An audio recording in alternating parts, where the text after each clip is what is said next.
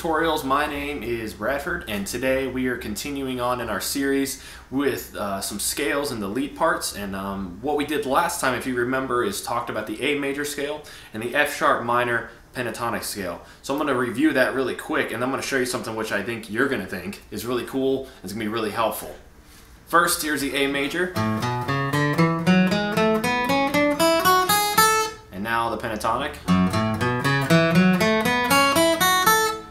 Okay, so here's the cool part.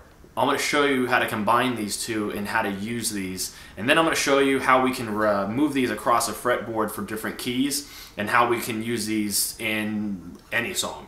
Okay, so what we're going to do now is I'm going to show you notes that cross over in, at least in fretting positions, and how that you can use that to your advantage to slide in and out of each scale. Red notes are going to be the pentatonic. Blue notes are going to be the major, and the purple are going to be the ones that cross over.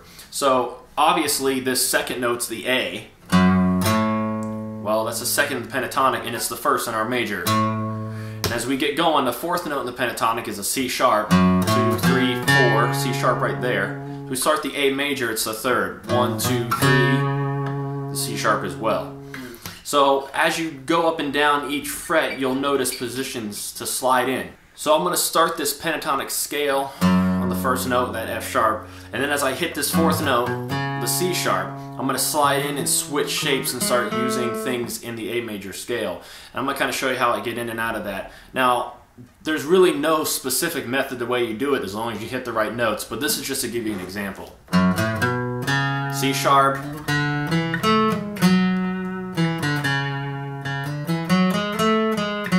right now I'm going to slide back, and now I'm in the F sharp shape. A major now. And I can slide back one more fret and bring myself back into the F sharp shape. A major again.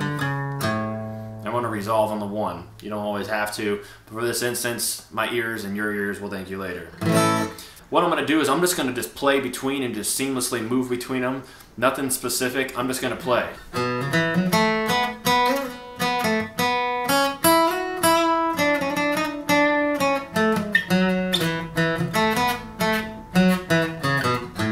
So what you just saw there was me shifting between both of those two scales.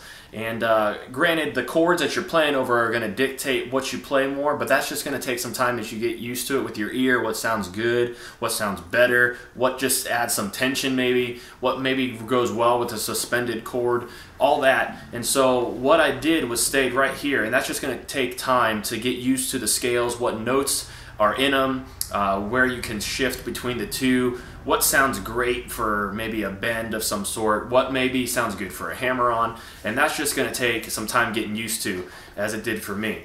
Now, what I'm going to do now is show you how we can move these and do anything. So we were just in the key of A. Lots of songs are in the key of A, but some songs are, as we noticed, aren't always in the key of A. So we're going to move to the key of D. This is your root right here.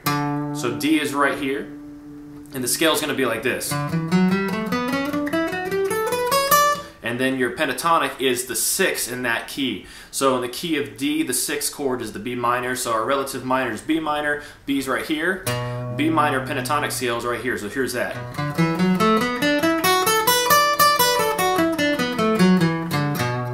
So the same thing applies. We can just switch.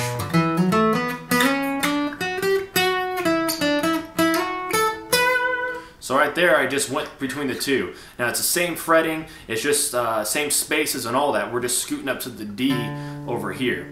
Now one that may be a little more challenging is G. Here's our root right here, because now we have open strings to deal with. And so there's two things we can do. Right here, it's a G major. The pentatonic, open. So that's how we're going to have to use that. We're going to use the 0 fret, if you will, for this. So in order to do that, it's 0, 3, 0, 2, 0, 2, 0, 2, 0, 3, 0, 3.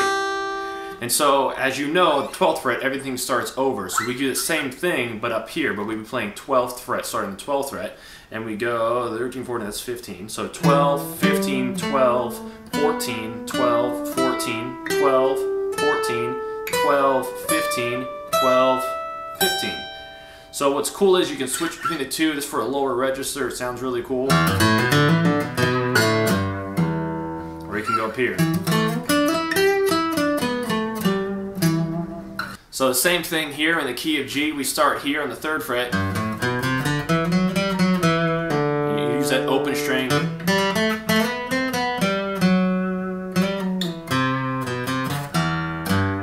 Stuff like that. It's just a matter of preference. It's a matter of what the song requires. It's just a matter of what fits with the song. Maybe it's a cool blues song that you're doing. Maybe it's something like God is Able. Maybe it's something like Your Grace is Enough. Whatever it is, you're able to use that scale, the key it's in, or the root note, A in this case, and then it's relative minor, F sharp in this case. And so between the two, as you move about and you get used to it, you're going to find yourself really being able to find some fun licks, picking out lead parts, and that's what's coming up next. Worship tutorials. Thanks for joining us today. If you'd like to have lessons with myself or Brian Wall, the link's down there. One of us will get up with you and talking about setting up some lessons. Have a great day.